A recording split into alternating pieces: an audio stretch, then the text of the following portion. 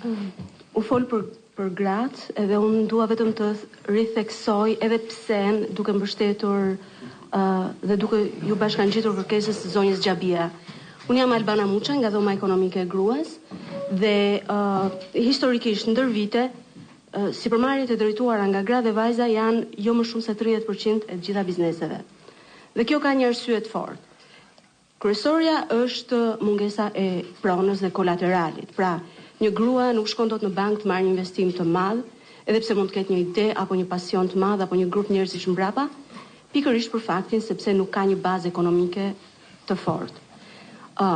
Por njëkohësisht një grua është edhe shumë e drejtuar drejt bizneseve sociale. Unë drejtoj një program për startupet për 4 vitesh dhe shikoj që ka vajza ambicioze cilat kanë ardhur edhe nga jashtë dhe përveç ideve të teknologjisë, zgjidhje programesh e tjerë edhe në cyber security, ato sjellin janë shumë inovatore në ato që sjellin, por janë shumë të orientuara drejt zgjidhjeve sociale.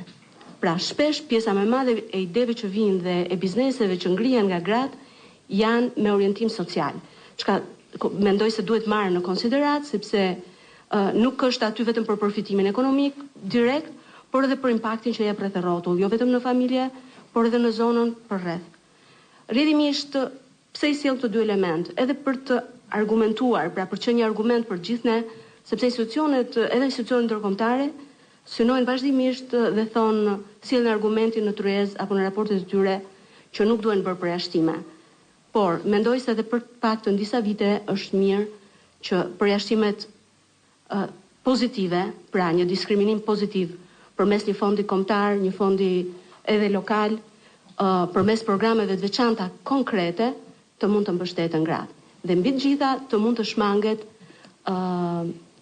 asekondimi tyre. Pra, çdo lloj programi që ekziston për mbështetjen e biznesit të jetë i drejtë dhe të marrë në konsiderat si gratë dhe vajzat.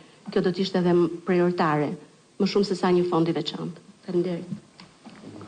Shumë faleminderit. Ju siguroj që ne kemi